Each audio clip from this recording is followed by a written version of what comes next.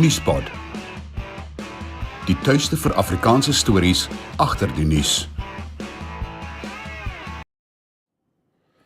Donderdag, die 28ste Maart, pas 7 uur geword, môre se net, wat sê hallo Sakkie en medekykers, en ek dink na se net kom Trudy, inderdaad, daar kom Trudy, en ek dink na Trudy sal Gerard seker opkom. Kom ek kyk of ek waaragtig, môre julle, lekker so op 'n baie koel, bewolkte, oortrokke donderdag hier in die Laagveld. Daar kom my ou vriend Solomon van ander kant die waters ook, daar's Loggies en Leon Potgieter, Johan Roos, sal nou kom hulle al hoe vinniger in, en baie welkom vir almal wat deel is van vanoggend se uitsending hier op Stroom op. Ons gaan met die nuus begin en vandag se bulletin. Pravin Gordhan dreig met regstappe teen die parlement oor die SAL-Tekatsu ondersoek. 'n VN-verslag bevind meer as 1 miljard maaltye word daagliks wêreldwyd vermors en Suid-Afrika se ekonomie vaar swakker as wat verwag is met slegs 0,1% groei. Die minister van openbare ondernemings, Pravin Gordhan, dreig met regsoptrede teen die parlement weens 'n voorstel dat die spesiale ondersoekeenheid die mislukte ooreenkoms tussen die Suid-Afrikaanse Lugdiens en Tekatsu konsortium ondersoek. Die portefeuljekomitee oor openbare onderneming sê die departement kon nie al die beweringe wat deur die gewese direkteur-generaal Gatatsu Tlakudi oor die ooreenkoms gemaak het, suksesvol betwis nie. Gordhan het vroeër van dese maand aangekondig die verkoop van 51% aandele in SAL aan Tekatsu is gekanselleer te midde van beweerde onreëlmatighede in die ooreenkoms. Die Algemene Werkersvakbond GIWUSA het die verlies aan 194.000 werksgeleenthede in die 4de kwartaal van 2023 veroordeel en sê daar is 'n 1,8% afname in die arbeidsmag. Die president van die vakbond, Mametloe Sibi, gee nuwe koloniale kapitalisme en die ANC se neoliberalisme die skuld. Sibi vra die nasionalisering van sleutelsektore en die prioritisering van werkskepping in verskeie nywerhede soos konstruksie. Hy sê daar moet dringend aandag gegee word aan armoede en ongelykheid. There's a need to prioritize creation of millions of jobs through initiatives aimed at repairing public infrastructure. None of this will happen on the basis of the ANC. That is the reason we are saying the working class should not hold its breath over this election. This unemployment are the result of the neo-colonial capitalism that own the economy. Die stad Johannesburg het die Suid-Afrikaanse Instituut vir Sosio-Ekonomiese Regte se hofsaak veroordeel. Die nie-regeringsorganisasie het gekeer dat die metro 'n ongebruikte vervalle gebou in die voorstad Bellevue Oos sloop. Die instituut sê die stad se besluit om die gebou te sloop is onregmatig en die bewoners moet alternatiewe behuising kry as dit gebeur. Die burgemeesterskomitee lid vir ontwikkelingsbeplanning en Eunice Mkina sê dis onaanvaarbaar dat die stad miljoene rand moet mors om hierdie onnodige hofsaake te verdedig. Die Wes-Kaapse regering het 'n baanbreker begrotingstoekenning van 30,85 miljard rand vanjaar vir onderwys aangekondig. Die grootste ooit in die geskiedenis van die provinsie. Die LER vir onderwys, David Meneer, sê die aansienlike belegging sal inisiatiewe steun soos die Back on Track program om leerverliese aan te spreek en die vinnige skoolbouprogram om skole beskikbaar te stel in gemeenskappe wat te min dienste het. It will allow us to build on the successful programs we have implemented as part of our bold new direction for education. We do this with our department's clear vision in mind, to deliver quality education for every learner in every classroom, in every school in the Western Cape. Die president van die Suid-Afrikaanse Reservebank, Tjek, sê die land se ekonomie het in die 4de kwartaal van verlede jaar met slegs 0,1% gegroei en nie aan verwagtinge voldoen nie. Hierdie swak prestasie word toegeskryf aan uitdagings aan die aanbodkant, veral ernstige beurtkrag wat kwesbaarheid in die ekonomie beklemtoon. Het op 'n nuuskonferensie gesê die teleurstellende groei wek kommer oor die ekonomie se veerkragtigheid en sy vermoë om te herstel na terugslag wat verskeie sektore beïnvloed en moontlik breër ekonomiese verbeterings vertraag. Our forecasts indicate a modest growth acceleration from this year as these supply-side constraints relax. In particular, we expect the load-shedding burden will ease somewhat. Overall, we see growth at 1.2% this year, improving to 1.6% by 2026. Eskom het die opskorting van beurtkrag oor die Paasnaweek aangekondig. Die woordvoerder Daphne Mokoena sê opdatering vir volgende week sal Sondagmiddag verskaf word en enige ander beduidende veranderings sal betyds deurgegee word. Eskom would like to announce that due to the sustained available generation capacity and the planned return to service of 2,300 megawatts of generating capacity by Friday, along with anticipated load demand over the long weekend, load shedding will remain suspended until Sunday at 1600. Die Vryheidsfront Plus sê onteiening sonder vergoeding sal dit wat van Suid-Afrika oorgebly het na 30 jaar onder die ANC bewind totaal vernietig. Die party die onteieningswetsontwerp opnuut in die nasionale vergadering verwerp nadat die Nasionale Raad van Provinsies dit met wysigings terugverwys het. Een van die oogmerke van die wetsontwerp is om grond en eiendom in belang van die publiek te onteien. Die Vryheidsfront Plus sê die wysigings hou meestal net verband met taal en ander klein veranderinge, daarom bly dit ongrondwetlik. Randwater sê Afriforum se hofaksie het misluk om te keer dat hy watertoevoer verminder na 7 munisipaliteite wat om meer as 3 miljard rand skuld. Afriforum het in sy aansoek die Hooggeregshof in Pretoria gevra om die watervoorsiener te beveel om volle watertoevoer na munisipaliteite te herstel. Hy het aangevoer die besluit om die toevoer te verminder het 'n verrykende uitwerking op gemeenskappe. Die munisipaliteite is in Gauteng, die Vrystaat en Mpumalanga. En Randwater sê hy verwelkom die uitspraak aangesien die skuld van die munisipaliteite teen 'n vinnige tempo toeneem. Buitelandse nuus, die gouverneur van Maryland, Plaasmoord, sê die topprioriteit is om die liggame van die 6 mense te herwin wat vermoedelik dood is na die ineenstorting van die Francis Scott Key brug in Baltimore. 'n Vragskip het vroeg Dinsdagoggend 'n pilaar van die brug getref en dit laat ineenstort. Die stad Baltimore is steeds in 'n noodtoestand. Moore sê hy kon tyd deurbring saam met die familielede van die konstruksiewerkers wat op die brug was ten tye van die ineenstorting.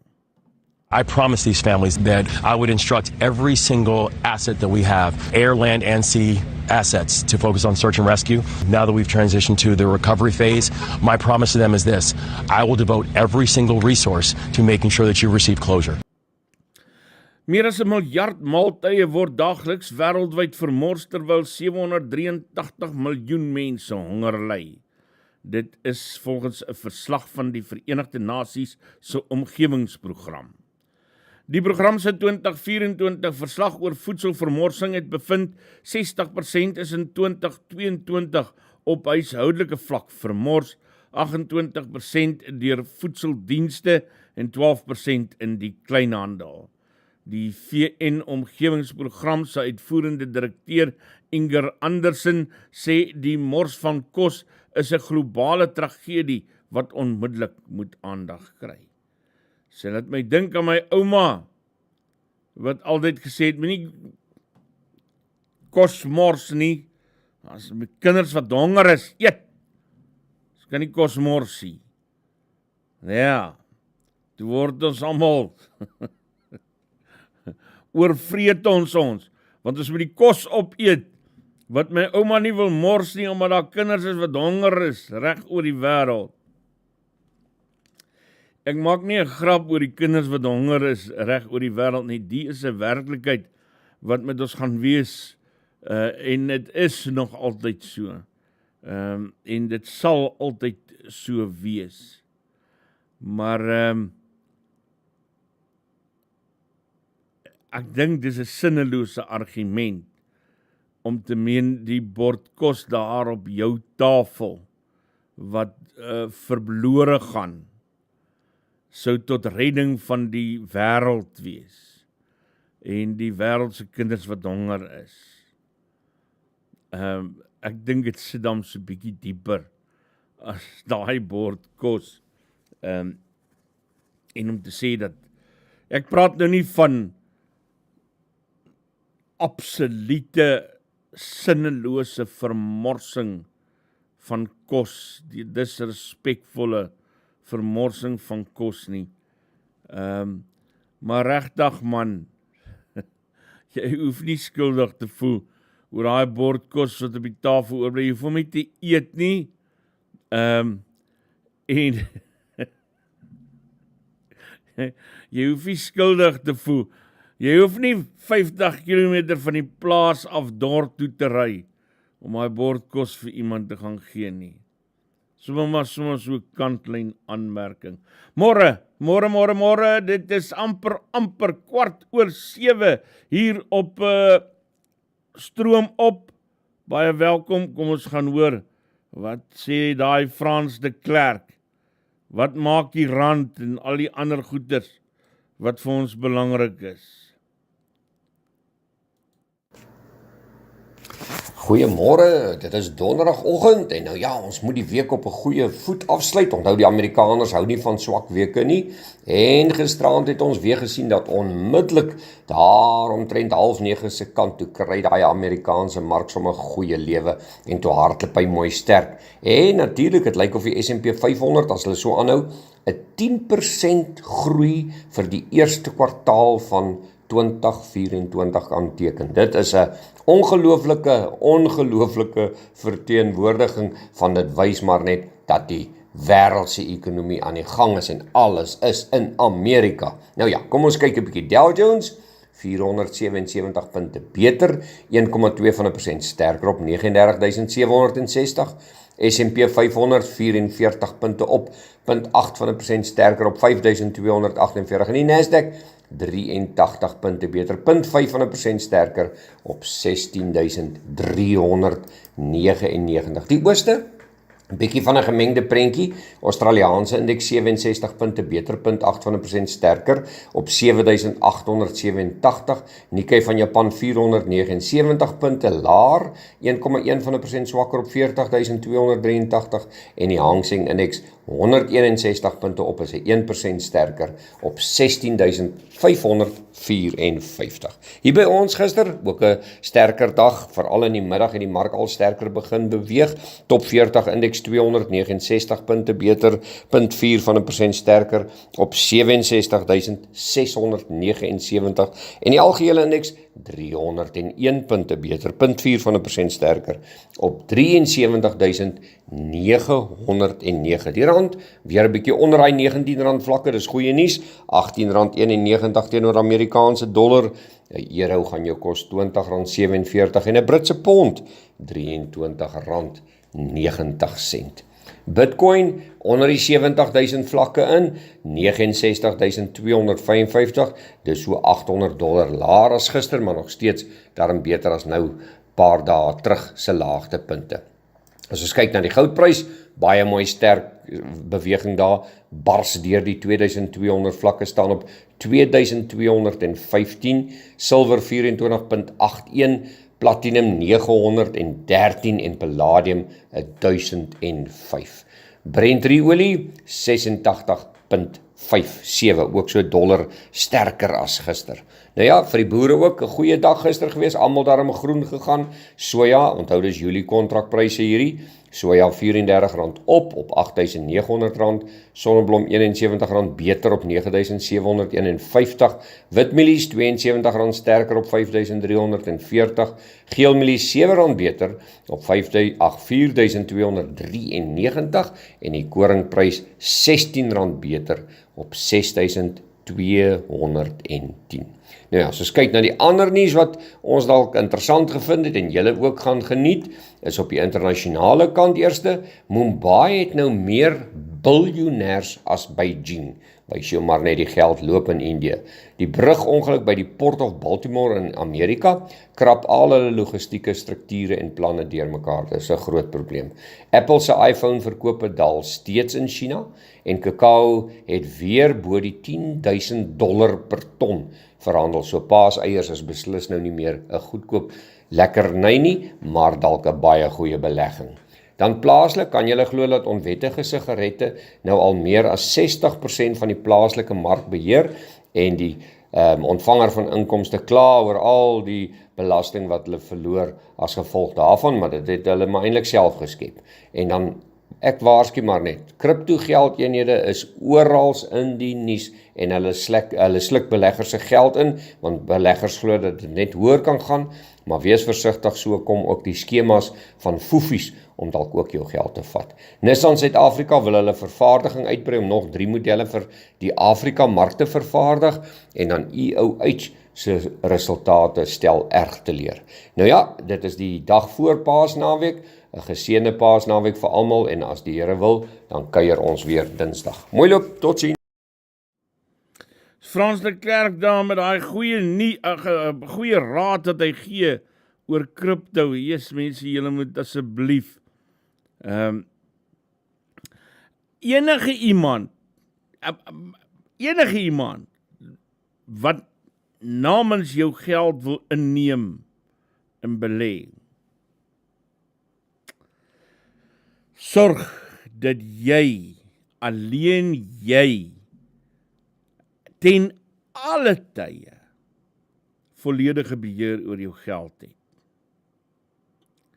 Jy moenie iemand anders in staat kan stel om te sê, hoorie, ek sal jou so en so en so uitbetaal.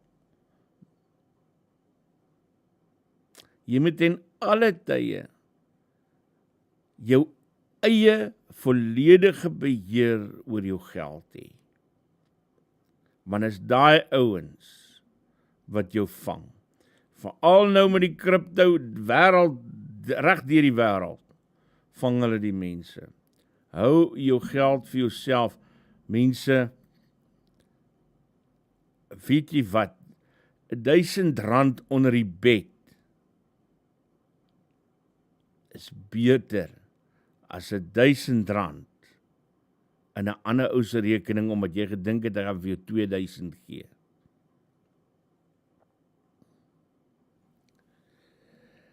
Daar is niemand, maar niemand in hierdie hele wye wêreld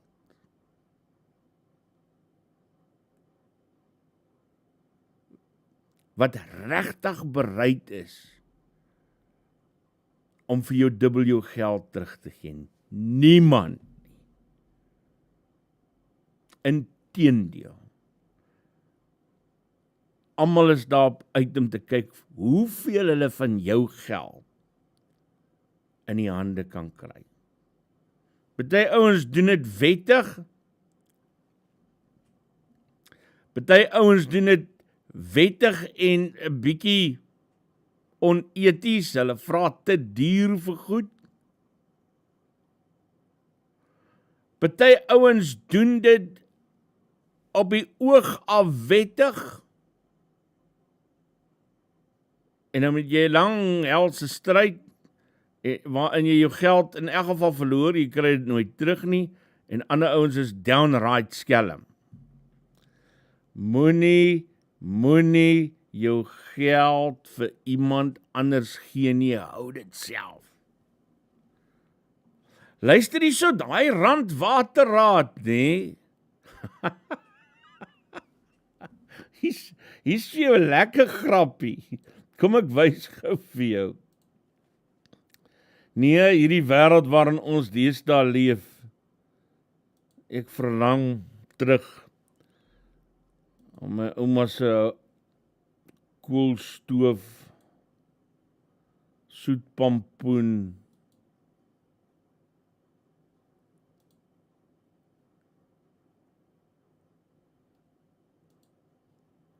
generator, ek sien nie meer om nie. Kom uit 'n wêreld waar ons generators gebruik het. Randwater.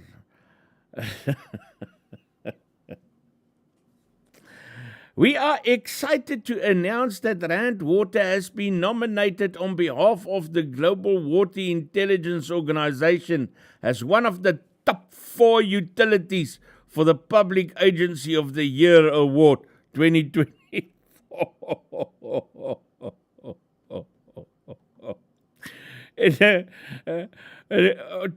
To crown it all, as part of its innovation leading cutting-edge projects through the Rand Water Institute and the excellent performance of the last financial year, Rand Water has stood as a symbol of excellence in the international water industry. Rand Water is shortlisted alongside 3 other global water utilities,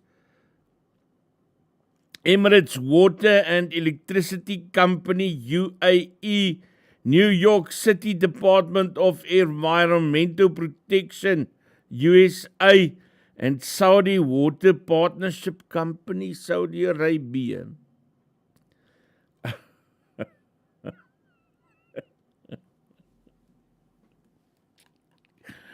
Ja, dis hoekom julle Joburg is sonder water sit, jong. Ek dink hulle het die water teruggehou, die skoon water, en het as samples ingestuur vir die kortluisproses. Ek vat 'n slukkie kaptein se moer, hier kom die sportnuus. Goeiemôre, ek is Hendrik Verwoerd met jou sportnuus. Die Protea vroue kaptein Laura Wolfhard het gisteraan die leiding van voorgegee in Suid-Afrika se oorwinning oor Sri Lanka in die eerste van 3 T20 internasionale cricketwedstryde. Wolfhard se kapteinsbeurt van 102 van 63 balle, haar eerste T20I 100-tal, het die grondslag gelê vir Suid-Afrika se oorwinning van 79 lopies in Benoni.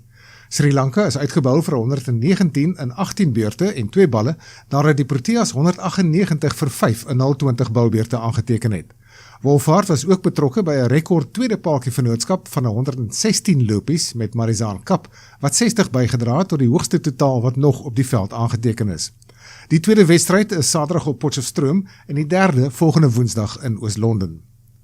Die Amerikaner Danielle Collins het gister deurgedring tot die halfeindronde van die Miami Open tennistoernooi met 'n kragtige oorwinning van 6-3, 6-2 oor Frankryk se Caroline Garcia.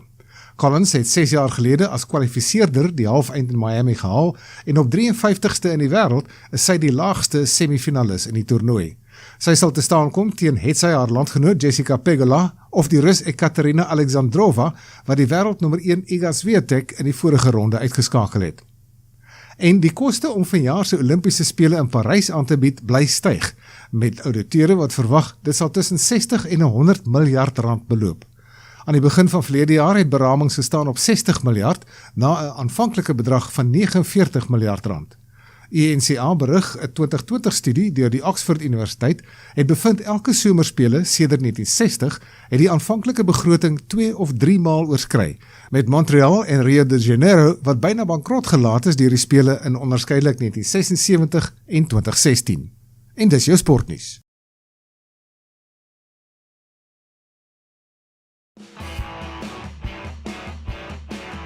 Nuuspod, die tuiste vir Afrikaanse stories agter die nuus.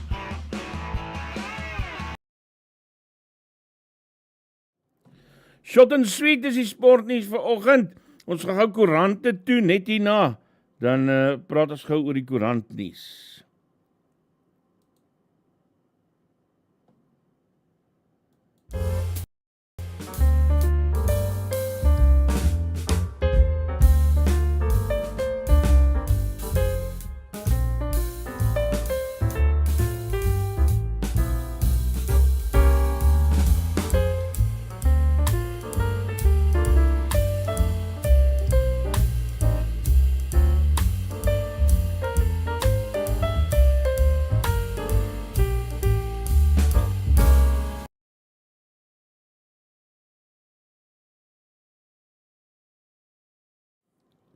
Donderdag 28 Maart 7:27, goeie nuus. Orange restaurant het gister laat weet dat hulle vennootskap met Nuuspod vir nog 'n tydperk hernie, en dis lekker om te weet dat 'n restaurant met die gehalte van Orange hulle aan die kant van Nuuspod skaar en hier bly om te help ondersteun. Baie dankie vir Orange se ondersteuning die afgelope jaar.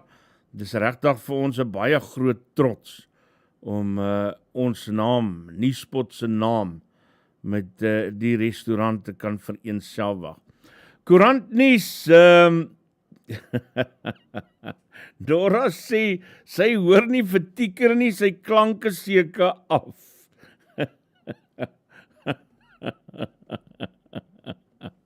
Ek hoor, Nora, ek hoor.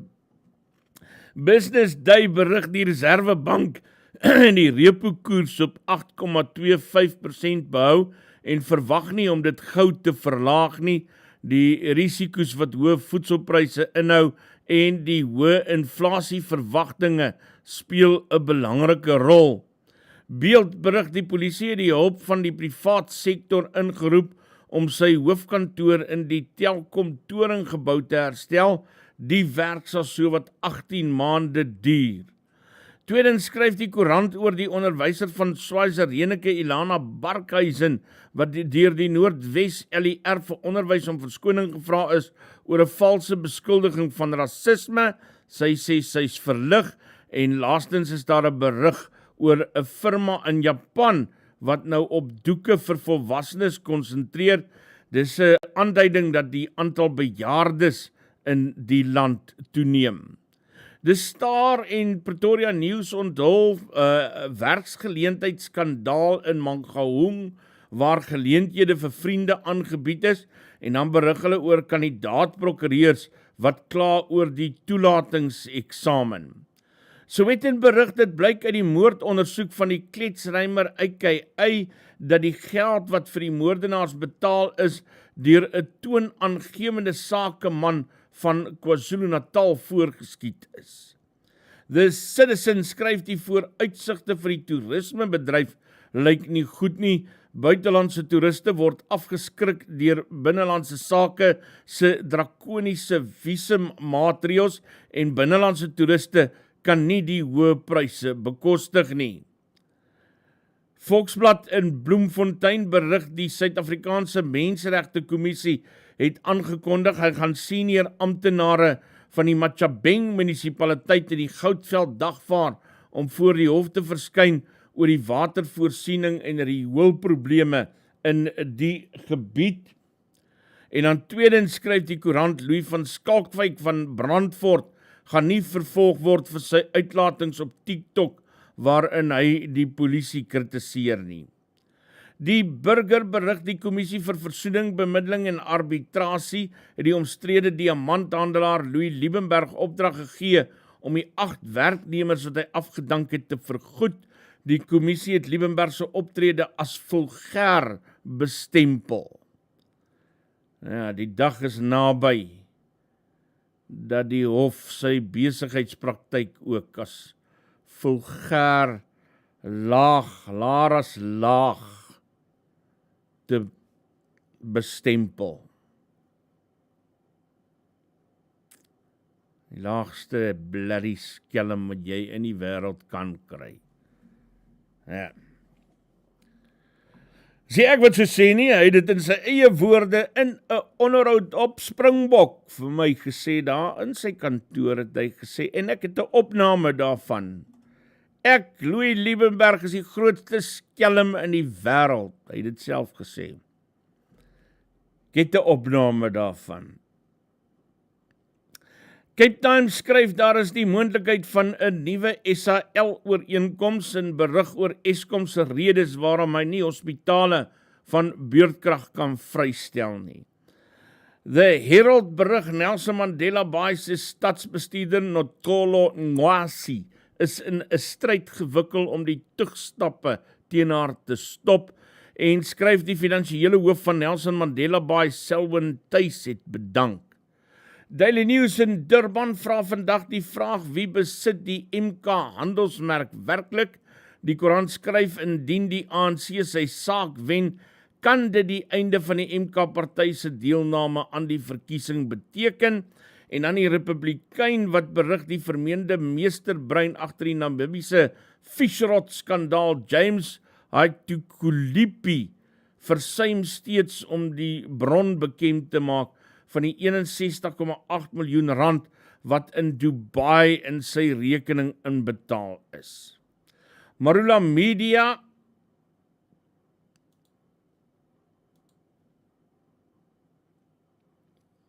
omstrede Bella al hoe nader, dis nou daai Bella wetgewing, 8 provinsies steun die wetsontwerp, onteieningswet nou by Ramaphosa vir bekragtiging, hoë inflasie bring nog droewe dae, ANC pak MK party oor gebruik van logo en die MRK mag appeleer teen Malema uitspraak.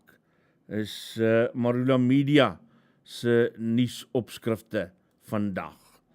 Dis ons nuusbulletin. Nee, ek jok, ons hoop koerant opskrifte hier op Stroom op.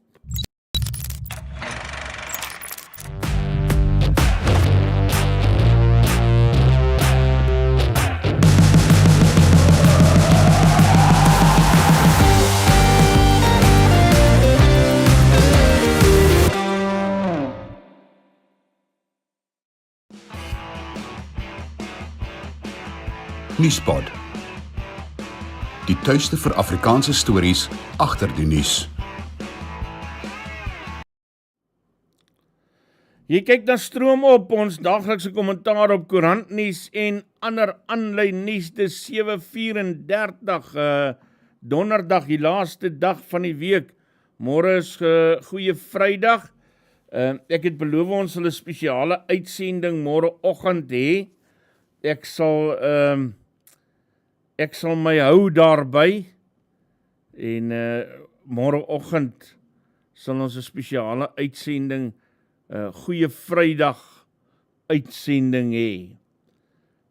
Terwille van die mense wat dit so wil hê. Ek moet sê, voordat ons aangaan na ons hoofberig toe, moet ek vir julle sê, ek was nogal gister half onder die indruk van dat 'n ou dam nie te onbelangrik in die lewe is nie. En ek moet nou maar sê, baie jammer oor gisteroggend se program. Nou het ek al gedink, wat sal 'n ou nou sê vir die mense? Maar ek is nie iemand wat maklik kan jok nie. So ek praat maar altyd so ver ek kan die waarheid, al is dit dan nou tot 'n mens se eie verleentheid, maar ten minste kan jy teruggaan en dit weer vertel. As jy 'n jokstorie vertel, dan gaan jy moet onthou en dan vergeet jy. Soos hierdie vrou wat ek nou die dag gesien het, wat eendag in 'n rolstoel almal beskuldig het, die polisie beskuldig het dat hulle haar rug gebreek het en dat sy verlam is as gevolg daarvan. En so 'n jaar of 2 later toe sy weer in die polisiekantoor, toe wil sy iemand aankla, maar toe loop sy daarin. Nee, so wat gister gebeur het, mense, en dit is nou die waarheid, is dat ek het so 'n bietjie van 'n slegte nag gehad wat slaap betref, en ek het hier so in die omgewing van 1 uur se koers toe kom, sit ek nou maar eers my admin en doen, stuur al die fakture uit wat uitgestuur moet word, nou nie dat daar pakke is nie, maar darm, en toe dit nou klaar is, toe begin ek nou maar voorbereiding tref vir die oggendse program, en ek is toe nou so 1 uur en 'n half voor die tyd toe nou klaar. Toe het ek nou al ons hele lys stories bymekaar gemaak en alles gelees wat gelees moet word. So hier by 5:30, 5:45 se koers, toe stap ek nou gou badkamer toe om weer my gesig te gaan afspoel en hemp aan te trek en het 'n kraaghemp in plaas van 'n t-shirt, en toe ek so uit die badkamer uitkom, op pad om nou my hemp te gaan aantrek, toe lyk die bed so uitnodigend daar voor my, en ek dink ek gaan net so vir 'n oomblik lê en my oë toemaak, want ek voel effe moeg. Ek kan net so gaan lê.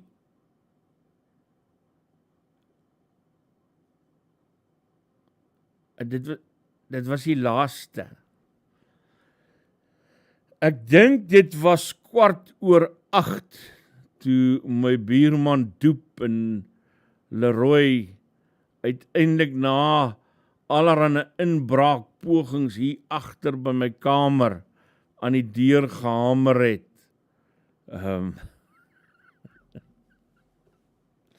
So, ja, dis nou tot my verleentheid, maar ek vertel nou maar eerder vir jou die waarheid. Ek kon vir jou vertel het, dis 'n tegniese probleem, maar dit sou gejok gewees het. Maar, so, ja, dis wat gebeur het, en ek kan dit nou nie verander nie, so baie jammer daaroor. Ek sal dit opmaak op een of ander manier, ons sal kyk hoe ons dit kan opmaak. Net hierna dan gesels ons oor ons hoofnuus vanoggend. Verkeersboetes behels meer as 'n klein ongerief met minimale gevolge. Jy kan 'n kriminele rekord kry of probleme teekom as jy jou rybewys of motorlisensie hernie, en die metropolisie kan jou by padblokkades lastigval om die boetes te betaal.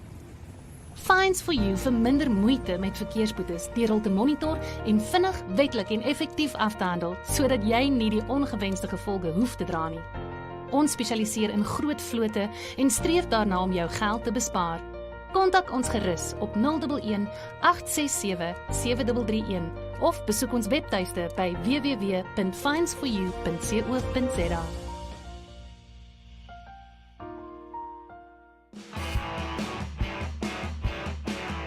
Nuuspod. Die tuiste vir Afrikaanse stories agter die nuus. Jy's terug by Stroom op. Ons het vanoggend hartseer hoofnuus wat ook sommer deel van ons landbounuus vorm. Dis nou nie regtig iets wat 'n ou as jou hoofnuus wil hê nie, maar dis ongelukkig so. Getroude paar is naby Brits op 'n plaas aangeval Woensdag. Baie erg aangeval, en volgens berigte is die man oorlede. Ek kon dit nog nie bevestig nie. Ek kon weliswaar die aanval bevestig. Die Brits Pos het daaroor berig. Omstreeks 2:30 Woensdag 27 Maart het 'n paartjie wat 'n huis op 'n plaas hier net van die R104 af rigting Brits en so wat 4 kilometer van Mooinooi wakker geword van hulle honde wat onophoudelik buite geblaf het. Toe hulle nie die honde stilgemaak kon kry nie, is hulle na buite waar 2 mans hulle ingewag en met 'n stomp voorwerp aangerand en hulle ernstig beseer het. Volgens Magalies Oos radiogroep wat deur die eienaar gekontak is en dadelik na die toneel gehaas het, het hulle op die ernstig beseerde man en vrou afgekom. Die verdagtes het op vlug geslaan met 'n TV en 'n skootrekenaar. Is nog nie duidelik of enigiets anders geroof is nie en volgens die spore op die toneel is die verdagtes so wat 200 meter van waar hulle deur die omheining toegang verkry het deur dit te knip deur 'n voertuig opgepik. Die paar is deur ER24 na 'n hospitaal vir mediese behandeling vervoer. En teen druktyd kon hulle nog nie inligting met die polisie bevestig nie, ook nie of 'n saak geopen is nie.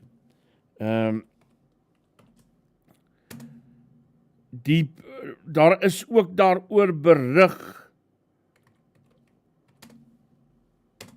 op Facebook onder die groep Plaasmoorde is 'n werklikheid.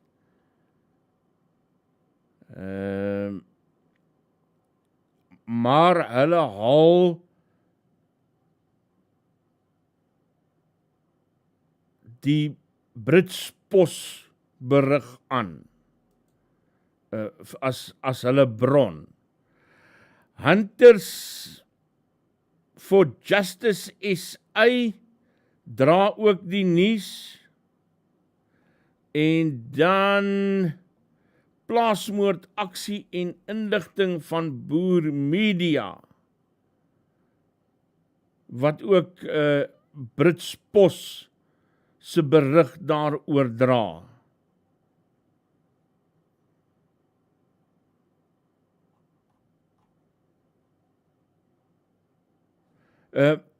Ek het redelik ver gegaan om die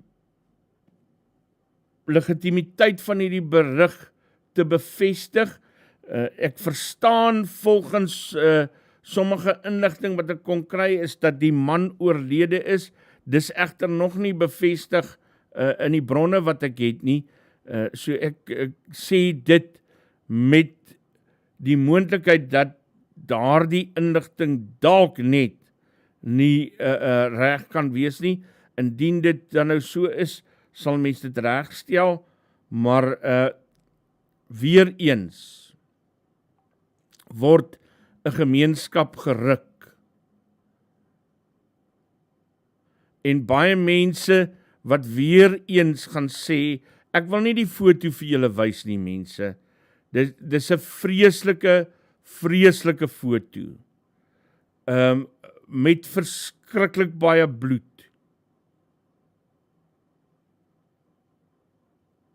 Dis wreed. Ek kan dit nie vir julle wys nie. Hierdie vrou sit hier, haar nagjurkie of haar nagklere is, as ek vir jou sê, deurdrenk van die bloed, dan is dit sagkens gestel. Haar hele naguitrusting is sopnat van bloed. Daar's een kolletjie op haar lyf wat nie vol bloed is nie.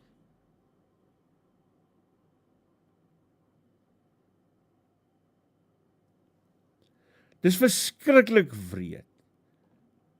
En ek wil nou hiermee 'n beroep op boere doen, as die wat luister, asseblief julle moet hoor.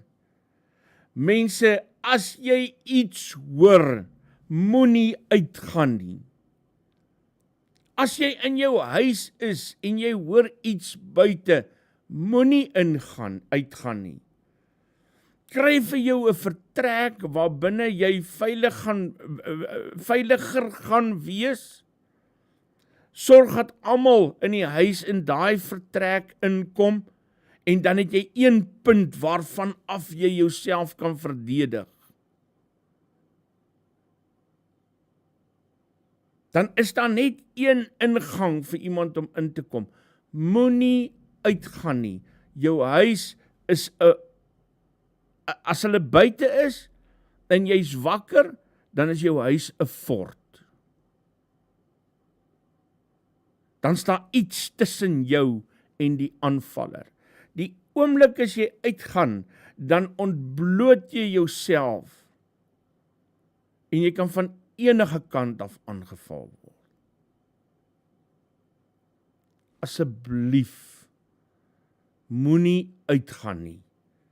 Bel onmiddellik wie ook al, buurtwag, plaaswag, bel onmiddellik, sê, hier's geluide op my plaas. Hemel mense, as iemand vir jou in hierdie tyd kwaad raak, vir die moontlikheid dat dit dalk 'n vals alarm kan wees, dan is hulle nie regtig jou bure en jou vriende nie.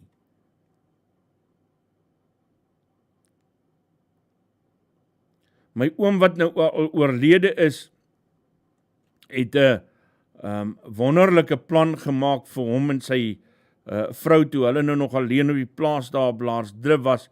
Hy het nou allerhande stelsels in plek gehad en so aan, maar hy het so 'n stelseltjie ontwerp. Hy's nogal 'n baie praktiese mens en hy kan hy was 'n ingenieur tipe mens. Hy het nie universiteitsingenieurskwalifikasie nie. Nou hy was slimmer as enige ingenieur wat ek ken. En hy so 'n kontrepsie ontwerp wat hy teen die muur vasgesit het en dan met sulke arms, as hulle in die aand gaan slaap, dan dit nou, behalwe dat hy die deur kon sluit, het die ding nou teen die deur gaan, so jy kon nie die deur oopstoot nie. Dit het so 'n bietjie van 'n ekstra beskerming gebied vir hom en sy vrou. So, hou vir julle in julle, kry 'n veilige vertrek. Doen dit vooraf, identifiseer dit vooraf. Maak 'n gebeurlikheidsplan vir jou en jou gesin en sê, sorg dat daar in daai vertrek, dat daar kommunikasiemiddele is. Dat daar 'n selfoon is wat altyd gelaai is. Of 'n radio, of iets, waarmee jy kan kontak maak met die mense rondom jou. Sorg dat daar noodmateriaal en goed is, en sê vir jou en jou gesin, as dit is wat gebeur, kom hier by mekaar. Dis die eerste ding wat ons doen. En dan werk ons van daar af, vanaf die veiligste vertrek in die huis af.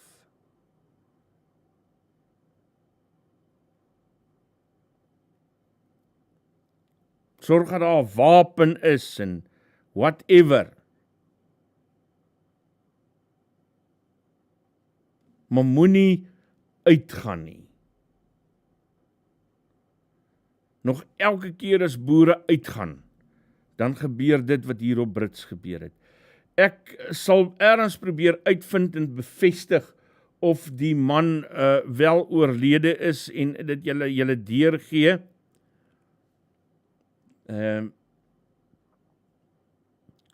Maar die bron waar ek die berig gekry het, is gewoonlik redelik betroubaar.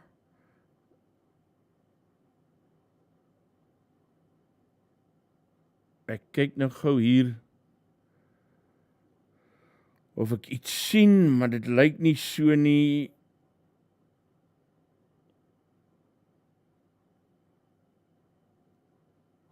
Ons sal kyk en dan sal ons vir jou laat weet, maar asseblief luister vir my.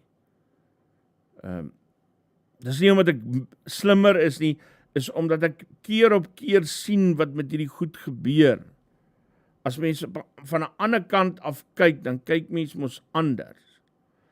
Nou Marula Media het nou juis 'n interessante artikel die afgelope week gehad, waar hulle die opskrif is, landelike misdaad is meer as net statistieke. Altesaam 18 plaasaanvalle en 2 plaasmoorde is in Januarie en Februarie vanjaar aangemeld.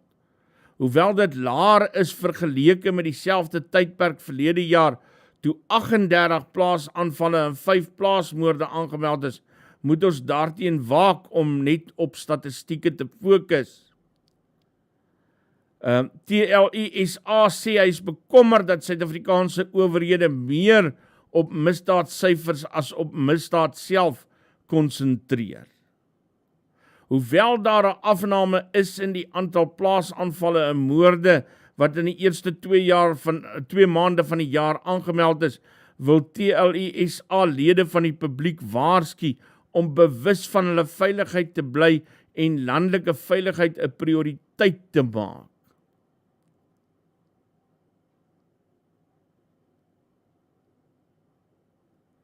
En dis 'n ding wat ek nog altyd sê.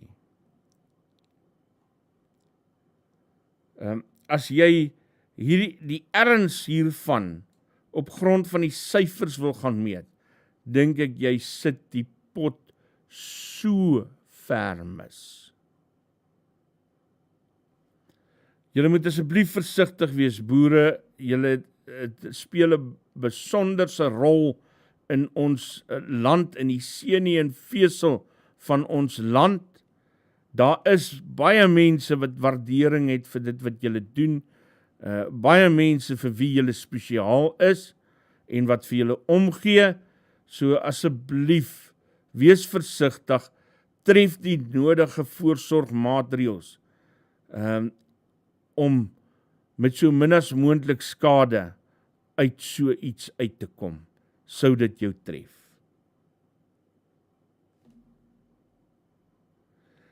Ons gaan gou na ander nuus kyk. Ek het 'n paar interessante berigte raak geloop, wat nou nie juis hoofstories gaan maak op die oomblik nie, maar dalk later hoofstories kan word. En die eerste een wat ek hier het vir jou kom van my broadband af, en die opskrif daarvan is YouTube audit to hand over data on people who watched specific videos. Die artikel is gister gepubliseer, en hulle skryf US authorities ordered Google to reveal personal information about the viewers of selected YouTube videos due to an unidentified individual's engagement with the content, reports Forbes. Undercover agents were in conversation with someone using the online pseudonym Elon Musk WHM. Authorities were investigating the person for unlicensed money transmitting and selling Bitcoin for cash. After sending Elon Musk WHM YouTube tutorials about mapping via drones and augmented reality software, the agents asked Google for the personal information of everyone who had watched the videos between 1 and 8 January 2023. Around 30,000 people watched the videos during that period. The information requested included the names, addresses, telephone numbers, and user activity of all the accounts that viewed the content, potentially leaving the personal information of 29,999 people unrelated to the case in the hands of the US government. The Fourth Amendment to the US Constitution protects against unreasonable and unlawful searches.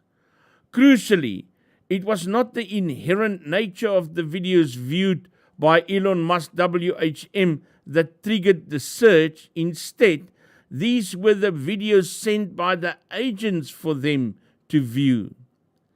If you happen to stumble across the video thanks to the YouTube algorithm suggesting it during that time, Google would also have presented your account information to US authorities. Authorities also requested the Internet Protocol addresses of viewers who were non-Google account holders. Forbes reported that Google was ordered to keep the request secret until the court documents were unsealed last week. The court records do not state whether Google provided the data. Google does mention in its privacy and terms that notice will be provided via email to a user before any personal information is provided to a government agency. However, it also mentions that we won't give notice when legally prohibited under the terms of the request. We'll provide notice after a legal prohibition is lifted, the terms read. In other words, if Google had provided the information to US authorities, those involved should have been notified when the court records were unsealed.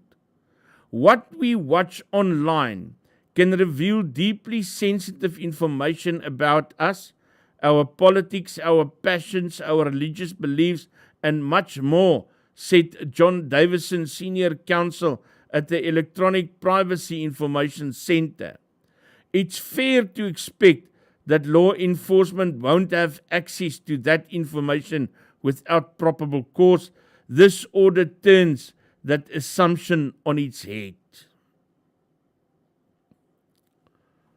Wat natuurlik alles selfseggend is. So ek gaan nou nie veel verder daaroor sê nie. Maar hou maar die goed in gedagte.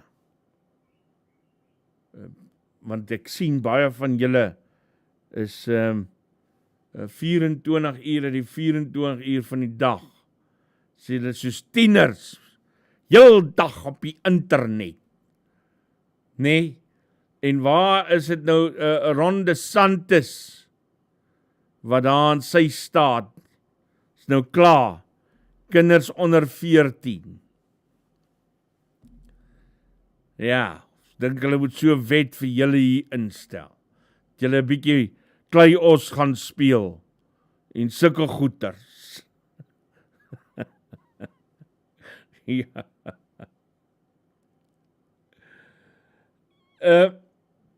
Dan is hier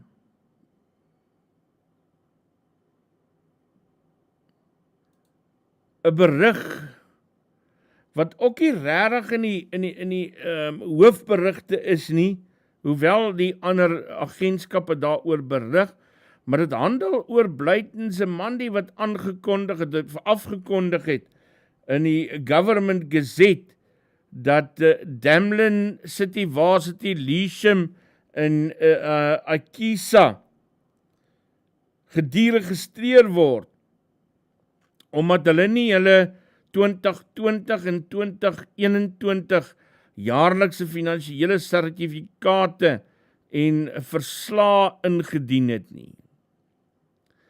Dit het natuurlik implikasies vir duisende studente aan hierdie instellings.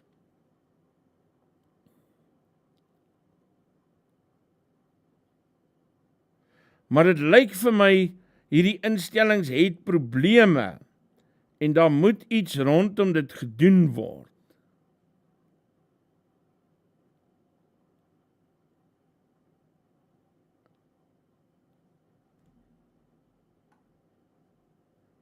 Educor, the owner of Damlin City Varsity Intake in Lewisham, has been lambasted by Nzimande over its failure to submit audited financial statements despite numerous extensions, according to Daily Maverick. Educor has until October to appeal its deregistration. Nzimande has also accused Educor of unethical conduct, dysfunctional practices, bribery, and other corruption. Educor allegedly hasn't paid staff salaries or resolved numerous student complaints and gave students marks based on scripts that were never marked or exams that were never written. iemand wat gisterand vir my vra of dit drognuus is of die waarheid, maar dit lyk vir my dis alles die waarheid. Dan is daar 'n interessante meningsstuk deur Craig Snoeman. Craig Snoeman is 'n praktiserende advokaat in die Suid-Afrikaanse Hooggeregshof en hy skryf hoe Cricket Suid-Afrika en Gauteng Lions die hele storie rondom David Tiger onder die mat ingevee het en 'n klomp onreëlmatighede in die proses probeer wegsteek. 'n baie interessante artikel. Ek gaan hierdie artikel se skakel gaan ek vir jou hier in die chatbox insit. En dan kan jy hom gaan lees. Kom uit Daily Friend uit. Dan gaan kyk of ek iemand kan kry 'n bietjie kommentaar hier op te lewer, maar ek dink dis 'n baie interessante artikel om te lees en Snoeman wat dan probeer verduidelik waarom hy dink Cricket Suid-Afrika is aan die verkeerde kant van die lyn hierso en dat hulle 'n hele paar onreëlmatighede gepleeg het in die proses.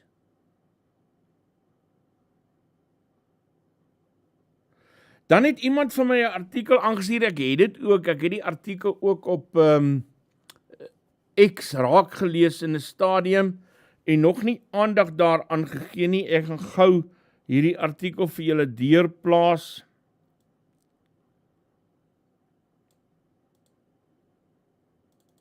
As ek hom oopgemaak kry daar en daar as hy. Ek weet Roman het ook kommentaar daarop gelewer en die opskrif, dis uit News24 uit met 'n opskrif Philip de Wet wat dit skryf, "We just got a glimpse of what a Trump victory would mean for South Africa and it is bad." En hy meen dan dat daar 'n klompie goed gebeur het wat vir ons daarop dui wat met Suid-Afrika kan gebeur as Trump aan bewind kom. En volgens hom is dit baie sleg wat vir Suid-Afrika voorlê is Amerika weer onder leiding van Trump is. Ek is nie slim genoeg om uit my kop uit met jou oor hierdie saak te gesels nie. Ek gaan vir myself eers moet gaan ingrawe in die storie in en paar stukkies kommentaar kry rondom dit voor ek na jou toe kan terugkom en probeer om sinvolle kommentaar hierop te lewer, maar ek gaan nie vir vanoggend kommentaar hierop lewer nie en eerder vir jou vra, geef my 'n kans asseblief om terug te kom na jou toe en die ding eerder te gaan bedink voordat 'n mens nou sommer net 'n uitspraak maak oor hierdie artikel.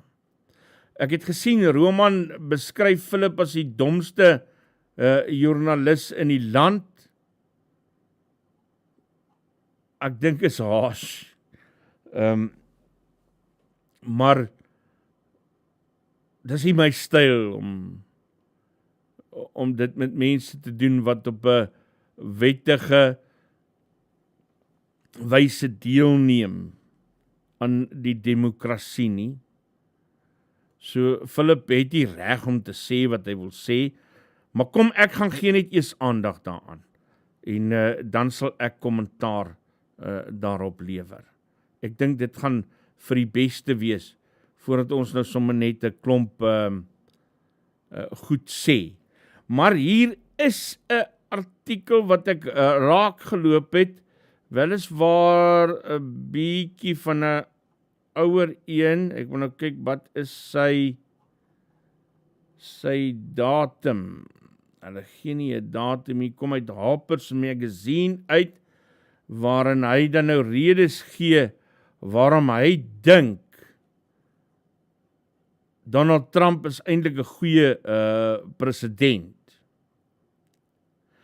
Hy sê, Trump is pursuing and amplifying the policy of disengagement initiated by Obama. And this is very good news for the rest of the world. The Americans have stopped trying to spread democracy to the four corners of the globe. Besides, what democracy? Voting every 4 years to elect a head of state, is that democracy? The Americans are no longer prepared to die for the freedom of the press. Besides, what freedom of the press? Ever since I was 12 years old, I've watched the range of opinions permissible in the press steadily shrinking. The Americans are relying more and more on drones, which, if they knew how to use these weapons, could have allowed them to reduce the number of civilian casualties. But what's the most remarkable about the new American policies is certainly the country's position on trade, and there Trump has been like a healthy breath of fresh air. You've really done well to elect a president with origins in what is called civil society. President Trump tears up treaties and trade agreements when he thinks it was wrong to sign them. He's right about that.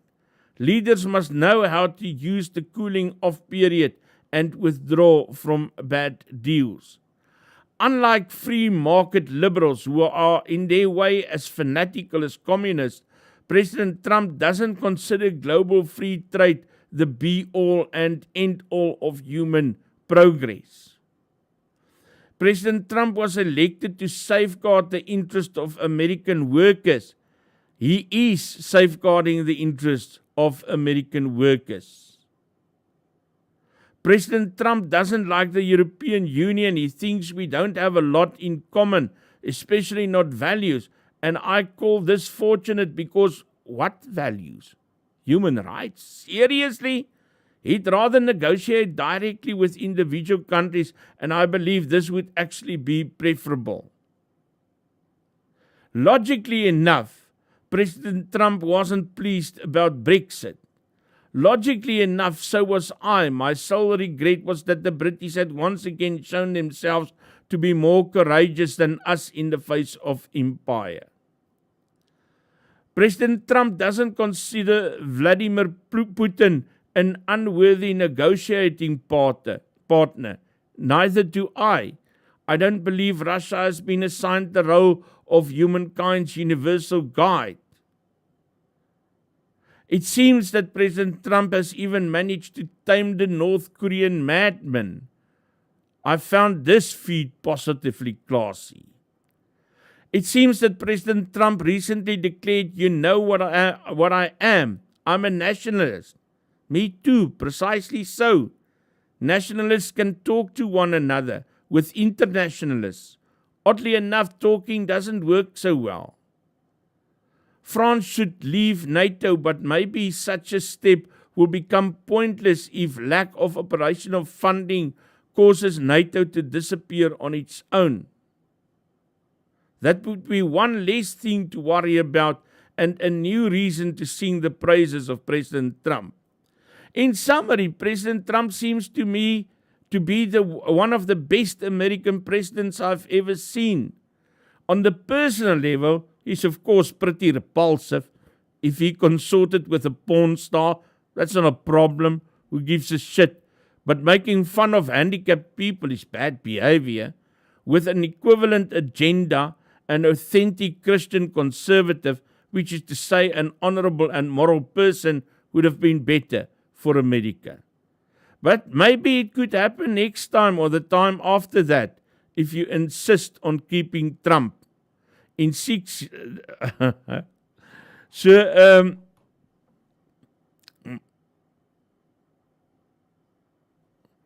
is 'n Franse artikel uit Harper's Magazine uit wat so 'n paar punte gee, maar ek kom terug na jou toe oor Philip de Wet se artikel en ons gesels verder daaroor.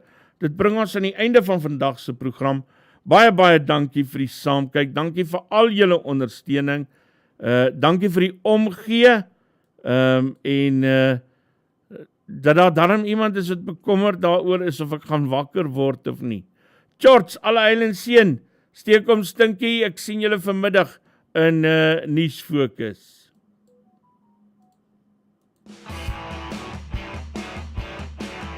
Nuuspod. Die tuiste vir Afrikaanse stories agter die nuus.